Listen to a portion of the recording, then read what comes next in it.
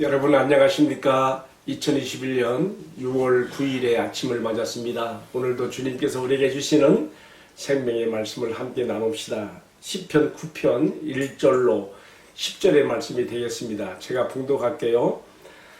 내가 전심으로 여호와께 감사하며 주의 모든 기이한 일들을 전하리이다. 내가 주를 기뻐하고 즐거워하며 지존하신 주의 이름을 찬송하리니 내 원수들이 물러갈 때에 주 앞에서 넘어져 망함이니이다. 주께서 나의 의와 송사를 변호하셨으며 보좌에 앉으사 의롭게 심판하셨나이다. 이방 나라들을 책망하시고 악인을 멸하시며 그들의 이름을 영원히 지우셨나이다. 원수가 끊어져 영원히 멸망하였사오니 주께서 무너뜨린 성읍들을 기억할 수가 없나이다. 여호와께서 영원히 앉으시며 심판을 위하여 보좌를 준비하셨도다. 공의로 세계를 심판하시며 정직으로 만민에게 판결을 내리시리로다. 여호와는 압제 당하는 자의 요새이시며 환난 때의 요새이시로다. 여호와여, 주의 이름을 아는 자는 주를 의지하오리니 이는 주를 찾는 자들을 버리지 아니하심이니이다. 아멘. 여러분, 이 시편을 그냥 읽으면 좀 무엇을 말하고 있는지 좀 막연해요. 그렇지 않습니까? 시편을 잘 이해하기 위해서는 그래서 다윗의 마음속에 지금 어떤 상황에서 어떤 배경을 가지고 어떤 시상이 떠올라서 이렇게 하나님께 감사하며 찬양하며 이러한 고백을 하고 있는가를 우리가 아는 것이 필요하지요.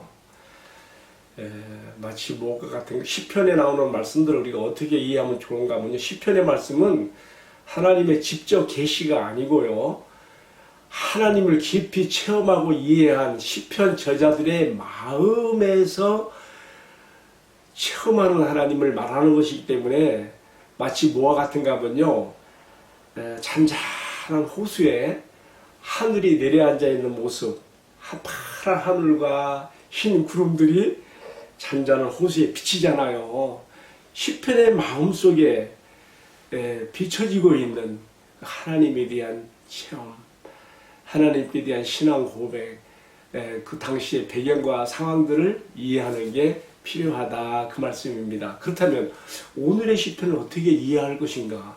저도 이 말씀을 펼쳐 들으니까 까만 건 글씨요, 하얀 건 종이라 밖에 안 나와요. 저라고 뭐 특별하게 읽지 않습니다. 그런데 오늘의 말씀을 읽다 보니까 이 말씀에서 무엇이 배경이 있는가, 무엇이 다윗에게 이러한 마음의 시상이 우러나서 이 시를 읽게 하였는가를 이해하게 하는 상황과 배경이 있더라고요. 그게 뭐냐? 먼저 5절의 말씀 보게 되면요, 이방 나라들을 책망하시고 악인을 멸하시며 그들의 이름을 영원히 지우셨나이다. 먼저 이방 나라들에 대해서 지금 큰 전쟁을 치룬 어떤 지금 경험을 이야기하고 있어요. 또 한 가지, 이어지는 6절 말씀 봅시다. 원수가 끊어져 영원히 멸망하였사오니 주께서 무너뜨리신 성읍들을 기억할 수가 없나이다.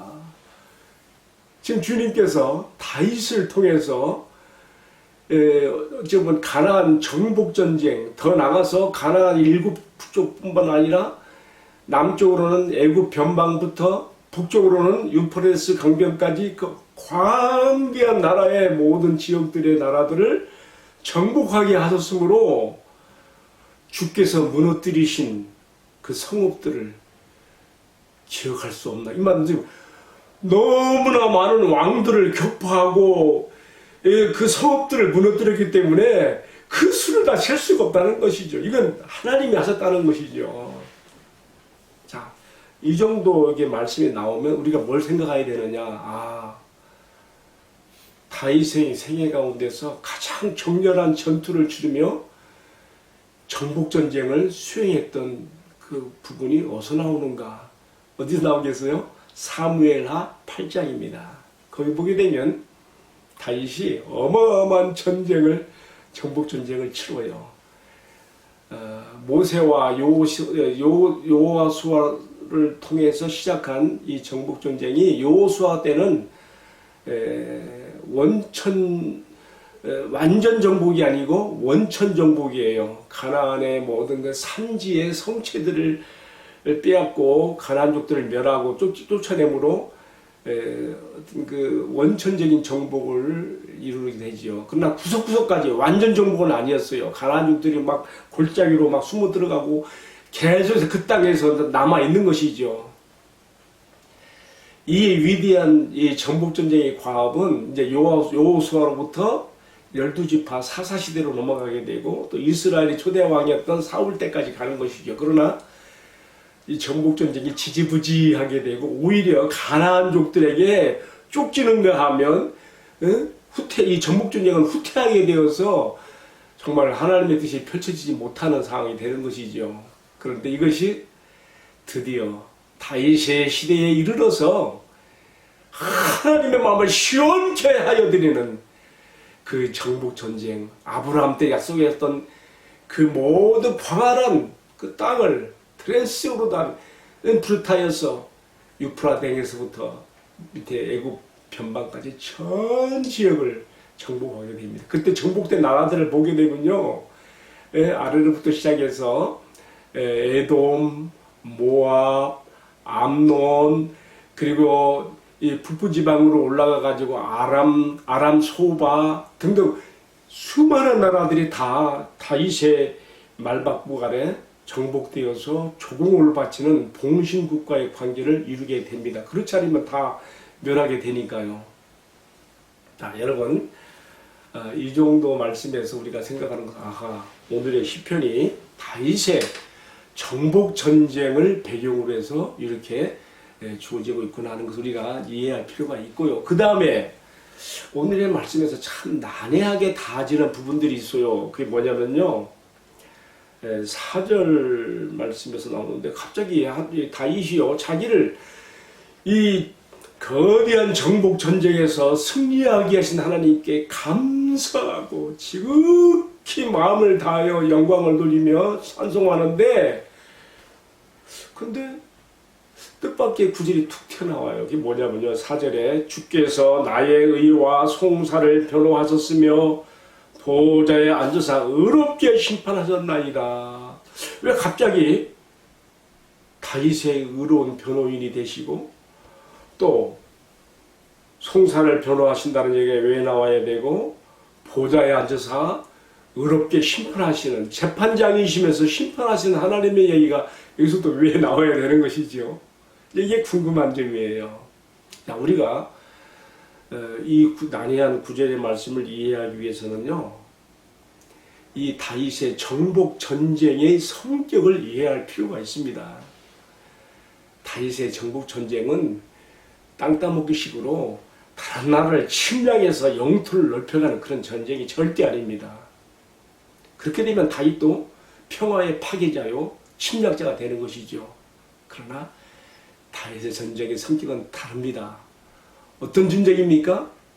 이것은 하나님께서 이미 아브라함 때부터 약속했던 너의 후손들에게 주리라고 하신 그 광활한 영토를 하나씩 정복해 나가는 전쟁이면서 또 한 가지는요, 하나님의 심판을 집행하는 전쟁입니다. 아브라함에게 장차 너의 후손들에게 이 땅을, 내가 너에게 약속한 이 광대한 땅을 주리라고 했을 때에, 그때 창세기 15장 우리가 16절, 17, 18절 보게 되면요, 아직까지는 그들의 죄악이 관영하지 아니하였으므로 이 정복의 전쟁은, 하나님께서 아브라함 후손들에게 주시는 이 땅은 후대로 후손들에게로 이렇게 멀리 이렇게 이양이 되는 것이죠. 그래서 어떻게 됩니까?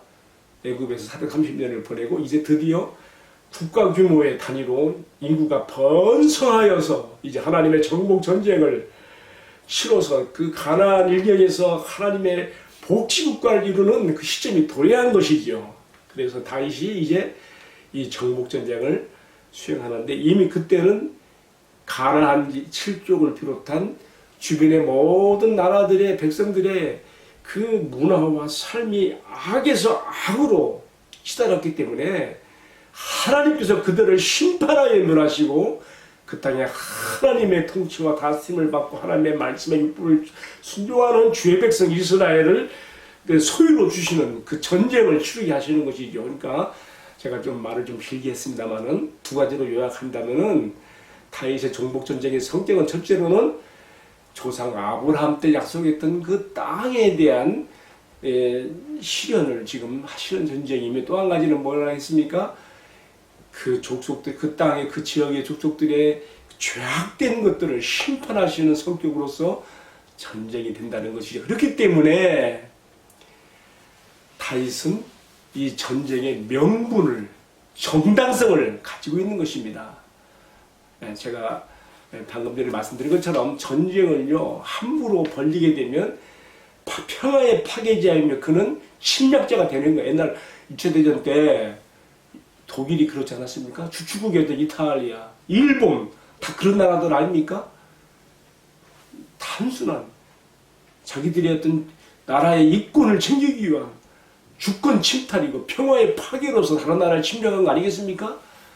다윗도 지금 그런 말을 오해를 받을 수 있는 그런 전쟁이 좀 치른 것 같아요. 그렇지만 하나님께서 나의 의와 송사를 변호하셨으며 보좌에 앉아서 의롭게 심판하셨나이라는 말씀 속에는 나의 이 정복 전쟁은 내가 우리 이스라엘의 이권을 위한 나의 야심을 채우기 위한 내가 집행하는 전쟁이 아니라 하나님께서 우리 조상 아브라함에게 이미 명하셨고 약속하셨고 또 악의 나라들을 심판하시는 전쟁으로서 의의 명분을 가지고 나에게 부여하신 전쟁이라는 것을 여기서 의미하고 있는 것이죠. 우리가 이렇게 이해할 때 이 전쟁 이야기 가운데 왜 갑자기 의의 변호인이 되어주시며 심판자가 되어주시는 하나님의 이야기가 왜 나와야 되는가에 대한 이해를 저는 내 나름대로 이렇게 이해를 했습니다. 자, 그리고 오늘의 말씀이 이제 후반부로 들어가면 어떻게 나오는가 하면요. 7절부터 10절까지 나오는데요. 여기서 이제 앞에서는요. 의의 재판장이시며 심판자이신 하나님께서 이제 어떻게 돼요? 이것은 악인들에 대해서 악한 나라들에 대해서 그렇게 하는 것이고 7절 이하에서는요. 주의 이름을 알며 주를 의지하는 주의 백성 성도들에게는 환난 중에 요새가 되시며 그들에게 피난처가 되시는 하나님으로 또 이렇게 묘사가 되고 있습니다. 제가 읽어볼게요. 7절에 여호와께서 영원히 앉으시며 심판을 위하여 보좌를 준비하셨도다. 공의로 세계를 심판하시며 정직으로 만민에게 판결을 내리시리로다. 이렇게 하면서요. 자, 하나님께서 다윗을 통해서 가나안 일경의 모든 나라들을 심판하신 그 성격을 이렇게 말씀하신 거고요. 9절 10절에서는 방금 제가 말씀드린 것처럼 그러나 자기 백성들에게는 어떤 하나님이 되셨는가. 9절 여호와는 압제 당하는 자의 요새이시며 환난 때의 요새이시라. 하나님의 뜻대로 믿음으로 살아가기가 참 힘든 세상이죠. 그 당시 이스라엘이 주변의 그 악한 나라들에게 둘러싸여서 자신들의 나라의 주권과 독립을 보존한다는 것은 정말 어떻게 보면 많은 공격이 있고 어려운 때이십니다. 그러나 하나님께서 그들의 요새가 되주시고 환난 때에 피난처가 되시는 하나님 되신 것을 보여줌과 동시에 10절에서는 오늘 우리들에게도 하시는 말씀으로 갔습니다. 여호와여 주의 이름을 아는 자는 주를 의지하오니 이는 주를 찾는 자들을 버리지 아니하심이니이다. 아멘.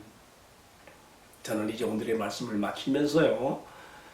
다윗의 정복 전쟁은 단순히 다윗과 그 시대의 이야기로 끝나는 것이 아니라는 것을 생각해 봅니다. 이 말씀은 궁극적으로 어디로 이어지는가? 구약적 의미에서 하나님 나라의 완성은 다윗의 정복 전쟁으로 이루어졌습니다. 그러나 이 다윗의 정복 전쟁은 그 시대와 다윗의 이야기가 끝나는 것이 아니라 장차 올 하나님의 나라, 하나님께서 이 세상의 모든 죄악들을, 모든 악인들을 파시고 멸하시며 하나님의 의의 왕국을 세우시는 그날, 다윗의 후손으로 오셔서 이미 십자가와 부활로 우리의 구원을 이루시고 세상의 심판자로 임명되신 우리 주님 예수 그리스도께서 다시 오시는 그날, 이 세상에 이루어질 의의 전쟁과 이 세상에 이루어질 심판의 그날을 이렇게 상징하고 이렇게 예표하여 나타난 것으로 이해하게 되어집니다. 바로 그것이 요한계시록 19장에서 11절로 21절에 잘 나와 있고요. 또 요한계시록 20장 8절부터 11절까지 해서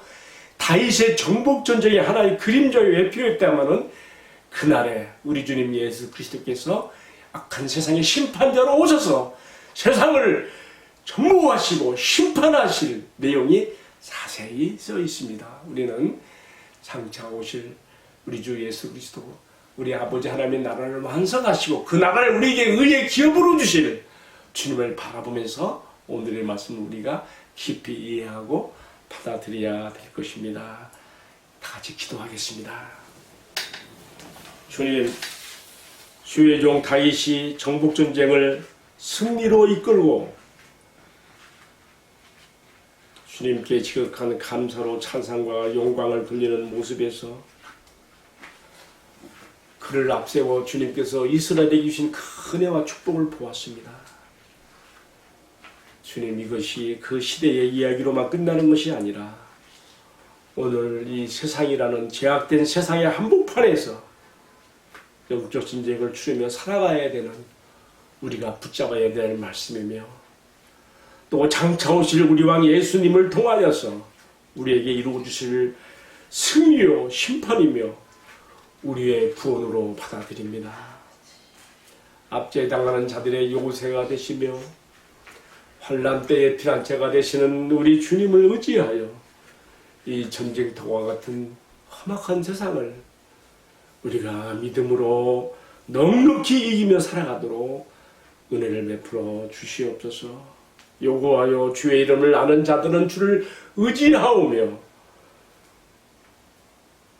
주를 찾는 자들을 주께서는 결코 버리지 아니하시다는 이 말씀을 마음에 굳게 새기고 힘차게 살아가는 저희들 되게 하여 주옵소서. 이 모든 말씀을 존귀하신 우리 주님 예수 그리스도의 이름을 받들어 기도 올리옵나이다. 아멘. 마쳤습니다. 감사합니다.